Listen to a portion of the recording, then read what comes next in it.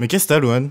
Bah, j'ai pas d'énergie en ce moment là, ça doit être le changement de saison, je suis canée. Bah, il faut prendre des vitamines, Louane. Et en parlant d'énergie, tu sais qui en a à revendre? Équateur. Équateur, c'est le sponsor de ce podcast et c'est un fournisseur alternatif d'énergie, justement. Mais oui, je connais, c'est un fournisseur de bois, d'électricité et de gaz, non? Exactement. Et ils ont aussi un outil trop stylé, le thermostat Narco, comme la série mais sans le S.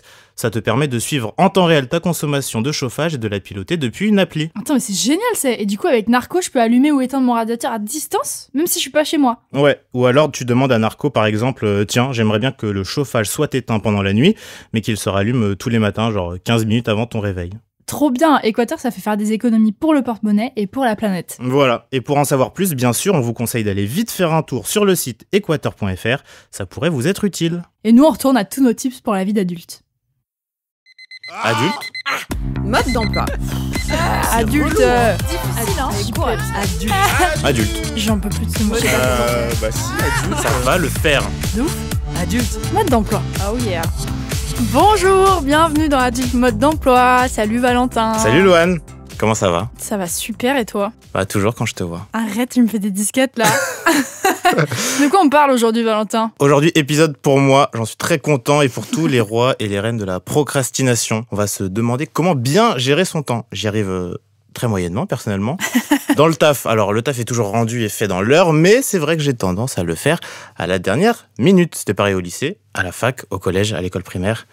C'est toujours comme ça. Et depuis quelques semaines, j'ai trouvé peut-être une astuce. Je tiens un agenda Oh, bravo Valentin. qui fait très trentenaire peut-être. Et ça me réussit plutôt bien. Toi, tu fais comment avec tous tes projets? Moi, je gère très mal mon temps. Voilà, je Bah, suis super. sur une confession aujourd'hui. Moi, je fais mal deux choses en même temps. Et vu que je suis souvent en voyage et en vadrouille pour le boulot et pour le perso, j'ai beaucoup de mal à travailler quand je suis en déplacement. Mais même à la maison, au calme et tout, je me mets rarement vite au travail. Ouais. Je me mets très vite à arroser mes plantes ou à faire de la peinture.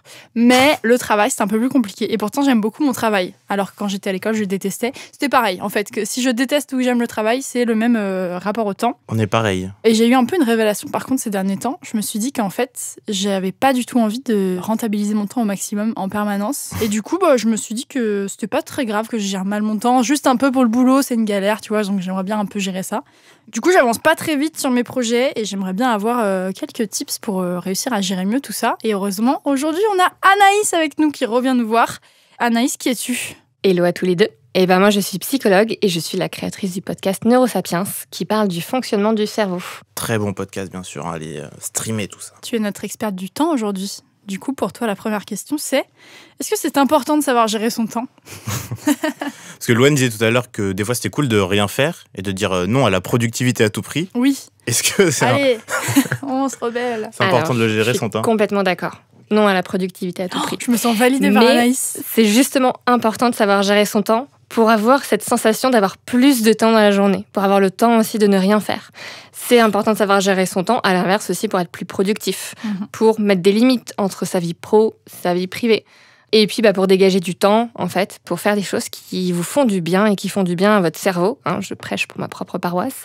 Comme faire du sport, lire, voir des potes, passer du temps avec la famille, méditer, etc. Pourquoi on se sent souvent surmené? Je me sens toujours sous l'eau. Alors peut-être que j'ai accepté trop de projets, mais ça c'est un autre débat. Mais souvent, moi, je me sens submergé de choses à faire. Et je fais des to-do list qui s'allongent. Ah je ouais, les supprime tout. et je les refais. Et c'est les mêmes. Les to-do, je les fais pas. Et au bout de 3 semaines, je finis par barrer le truc en me disant il s'est rien passé. Donc ça va. Alors pourquoi on se sent surmené? Déjà, j'observe qu'il y a quand même une sorte de tendance sociétale. Je trouve que d'une certaine manière, c'est un peu devenu stylé d'avoir une surcharge mentale. Je suis overbook. En fait, c'est ça. Et je trouve qu'il y a un culte de faire plein de choses à la fois, d'être débordé, de finir le travail hyper tard, de dire là, je suis désolée, je suis sous l'eau. Voilà, je trouve qu'il y a quelque chose d'assez valorisant aujourd'hui dans notre société à dire ça. Vrai.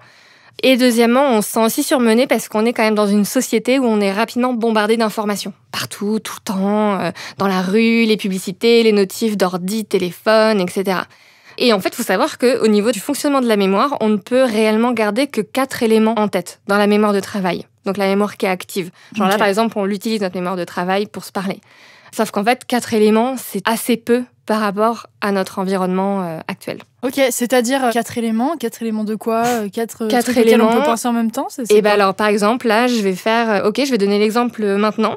Là, ce que j'ai en tête, c'est ce que je dois dire, la suite des questions que vous allez dire, donc il faut que je sois aussi attentive à ce que vous me relanciez. J'ai peut-être Mathilde dans l'oreillette qui va me dire quelque chose, donc il faut que je sois attentive à ça, il faut que je sois attentive à ma position, à l'orientation de ma bouche. Il faut que je sois attentive à plein de choses. Et en fait, c'est là pour le moment, je gère. Mais vous me rajoutez un autre élément auquel je dois faire attention, genre un timer en haut à gauche en rouge. Là, je peux paniquer. Et mon cerveau, ça va faire beaucoup de choses pour lui à gérer. Ok, donc 4 trucs à gérer en même temps, et après, c'est trop. C'est une moyenne, ça, ou c'est pour tout le monde? C'est une moyenne. D'accord. Et pourquoi il y a des gens qui savent mieux gérer leur temps que d'autres? Parce que c'est pas inné. C'est pas inné, en fait. C'est une compétence comme une autre. Comme la créativité, comme la capacité à savoir faire de bonnes to-do list. Voilà, c'est une compétence qui s'apprend et en fait, on ne l'apprend ni au travail, ni à l'école. Nos parents nous apprennent aussi rarement à le faire. Donc en fait, c'est par la force des choses. Tu vas avoir certaines personnes qui ont développé cette compétence et d'autres, pas du tout. Et tu disais des bonnes to-do list. Ouais, c'est quoi la bonne to-do list? Ouais, parce que j'en fais, moi, des to-do list. Hein, peut-être qu'elles sont mauvaises. Peut-être qu'elles sont très mauvaises. C'est quoi les tips pour en faire une bonne? Alors, il y a 3 choses pour faire une bonne to-do list. Déjà, c'est que les tâches que vous avez dans votre to-do list, il faut qu'elles soient méga simples. Si je vous réveille à 2h du mat', non, merci, ou à 3h, parce que peut-être que Valentin ne sera pas encore couché à 2h, il faut que vous puissiez être en capacité de les faire. Donc, il faut que ce soit vraiment simple. Il faut que ce soit très court en laps de temps. Genre en 5 minutes, parfois, ça peut être fait. Deuxièmement, il faut savoir différencier l'urgent et l'important. Donc, si une tâche est urgente et importante, vous le faites. Si c'est ni urgent ni important, en bas de la liste de la to-do. Et 3e astuce, c'est que je vous recommande vachement d'aller regrouper vos tâches similaires. Parce qu'en fait, quand vous passez d'un contexte à un autre, ça demande vachement d'efforts et d'énergie à votre cerveau. Donc par exemple, tu vois, si tu as un montage d'épisodes à faire et 3 rédactions d'épisodes, n'entrecoupe pas forcément tes rédactions d'épisodes par un montage. Fais toutes tes rédactions d'épisodes parce que ça nécessite une certaine posture, de certaines compétences qui sont pas les mêmes que pour un montage. Donc tu fais tout en même temps et ensuite tu passes à autre chose. Ok, c'est grave intéressant ça. Pour les gens qui savent pas trop gérer leur temps, on connaît tous des gens, moi, qui sont souvent en retard. Est-ce qu'on a des conseils à leur donner? En fait, des fois, j'ai 3 trucs à faire dans la journée, 3 rendez-vous. Bon, j'avoue, je pars déjà en retard de chez moi. Donc je suis en retard au premier rendez-vous, ce qui fait qu'à la fin de la journée, advienne que pourra, quoi. Alors, quand on connaît comment fonctionne la perception du temps dans le cerveau, en fait, on se rend compte qu'on n'est pas tous égaux. C'est pas que c'est pas ta faute, mais un petit peu. En fait, il y a certains cerveaux qui mesurent le temps de façon similaire au système seconde-minute. Et en fait, il y en a d'autres qui vont mesurer le temps plus rapidement et d'autres plus lentement. Et en fait, chez les gens qui sont en retard, on soupçonne qu'il y a une certaine lenteur dans leur horloge interne. C'est top. T'as une horloge interne lente. Mais voilà, ça doit pas être une excuse en soi, parce qu'il y a quand même beaucoup de gens qui souffrent de leur retard. Et en plus, ils savent généralement que c'est considéré comme un manque de respect et de fiabilité, donc ils le vivent après généralement mal. J'ai 2 conseils que je peux donner à ces personnes. Déjà, premièrement, c'est d'aller surestimer tout. Tu surestimes ton temps de trajet, tu surestimes le temps que va te prendre une tâche, le temps que ça va te prendre le matin pour te préparer, tu surestimes. Et deuxièmement, je dirais que c'est en lien avec la gestion du temps. Je dirais qu'il ne faut pas surcharger votre emploi du temps. C'est toujours important d'intégrer des moments de vide entre 2 rendez-vous. Il y a aussi une autre astuce qu'on appelle un peu dans le jargon le time blocking, où en gros, tu bloques des périodes de temps dans ton calendrier pour te consacrer à des tâches. Très souvent, on va noter dans son calendrier des rendez-vous qu'on a avec des gens, des réunions. En fait, il faut aussi prendre l'habitude d'aller booker un espace pour juste faire votre to-do list. Comme ça, vous évitez la procrastination aussi au max et vous apprenez à gérer votre temps. Trop bien. Comment on sépare notre vie pro et perso? Alors, je pense que mon conseil principal, pour moi, c'est important de mettre en place des comportements qui actent réellement la séparation vie pro, vie perso. Il suffit pas forcément de se dire « Ok, il est 18h, je passe en mode vie perso ». Je pense que c'est important d'aller ancrer cette séparation dans la vie réelle par des comportements. Donc, par exemple, il y a un truc... Alors après, c'est ce que je fais, donc chacun fait aussi en fonction des tactiques qui lui correspondent. Mais moi, par exemple, ma to-do list, je la fais le jour d'avant. Donc, par exemple, quand je vais finir ma journée à 18h, je vais faire ma to-do list pour le lendemain. Comme ça, en fait, je sors du travail, ma journée, elle est réellement finie, je l'ai actée parce que je suis déjà passée à demain. Et en plus, j'ai posé sur papier les choses qui, potentiellement, vont me prendre la tête demain. Donc, si c'est sur papier, c'est plus dans ma tête. Et tu parlais de procrastination, qui est vraiment le mal du siècle, je pense. Je sais pas s'il y a des solutions miracles, mais comment on essaye d'arrêter de procrastiner? Mais même le matin, mon réveil sonne, on va dire, à 8h. Je suis pas levée avant 9h. Bah ouais, mais je le sais, pourtant je vois les minutes s'égrener. Je suis mais Val, t'es en retard.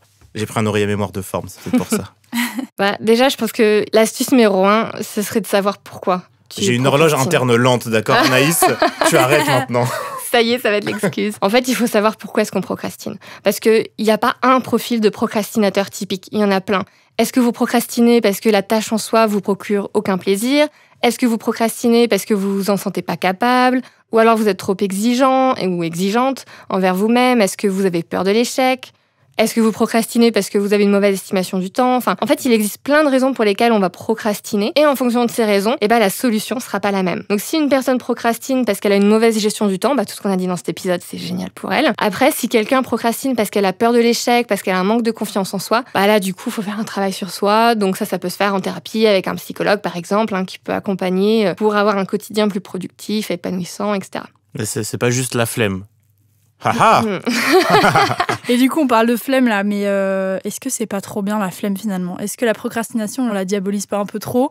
Est-ce que finalement, un peu de lâcher prise et pas faire grand-chose, c'est chouette aussi? Je suis complètement d'accord. Pour moi, il y a deux aspects. Déjà, il y a en effet tenter d'aller évoluer dans une société où, comme je vous disais, la surcharge est quand même très valorisée. Donc en fait, apprendre à ne rien faire, c'est hyper important. Surtout quand on sait, par exemple, que le silence, que ce soit le silence auditif ou le silence un peu dans sa tête, qu'on n'écoute rien, qu'on lit rien, etc., c'est quand même très bénéfique pour le repos du cerveau. Et certaines procrastinations, encore une fois, parce qu'il y a plein de types de procrastination, il y a certaines procrastinations qui favorisent la créativité. Ouh. Donc c'est pas toujours à diaboliser. Lesquelles, comment on est créatif avec la procrastination? Par exemple, ça va être une procrastination qui va être un peu plus volontaire.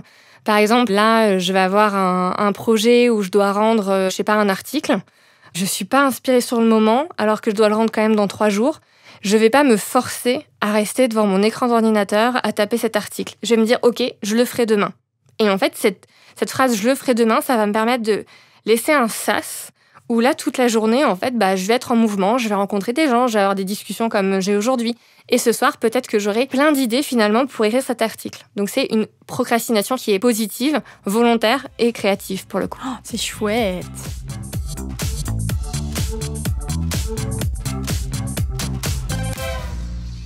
Il est trop bien cet épisode, je l'adore. Ouais. C'est quoi tes apprentissages, Valentin? Excellente question, Louane. Déjà, je me sens moins coupable parce qu'il y en a peut-être qui sont dans le même cas que moi. Donc, la gestion du temps, ça s'apprend, c'est pas inné. On peut procrastiner de temps en temps. Mais une fois qu'on a compris que ça pouvait s'apprendre, on se sent vraiment mieux, déjà moins anxieux, moins surmené. On essaye d'avoir plus de temps pour nous et on aura plus de temps pour kiffer, voir ses potes, etc. Donc, on essaye d'apprendre à gérer son temps. Et moi, mon conseil et ce qui fonctionne pour moi, c'est d'avoir un agenda. On note ses rendez-vous, on laisse du temps entre ses rendez-vous et on bloque des espaces de temps, des moments pour faire ce qu'on a à faire, voilà. Moi, ce que j'ai appris, c'est qu'on apprend à ne rien faire. On apprend à kiffer le temps libre, le temps où on pense qu'on procrastine et tout, parce qu'en fait, ça fait travailler un peu le cerveau et ça fait kiffer la vie. Pas de culpabilité pour le temps. Alors merci beaucoup Anaïs, merci Louane pour cette merveilleuse conclusion. Mais de rien. Quelle femme de grande qualité. Ça me fait plaisir. En attendant le prochain épisode, on se retrouve sur les réseaux sociaux de Nouvelles Écoutes, Instagram, Twitter, sur nos réseaux perso, Louane Manchot et Nato81. Plein de bisous les presque adultes. Bisous Salut tout le monde. Anaïs. Salut. Adulte Mode d'Emploi est un podcast de Nouvelles Écoutes. Écrit et animé par nous, Louane et Valentin. La production et la coordination, c'est Mathilde Jonin et Cassandra de Carvalho. Direction artistique, Aurore Mailleux. Réalisation, Marion Gourdon. Enregistrement, montage et mixage par Constant et Robin au studio Caleçon.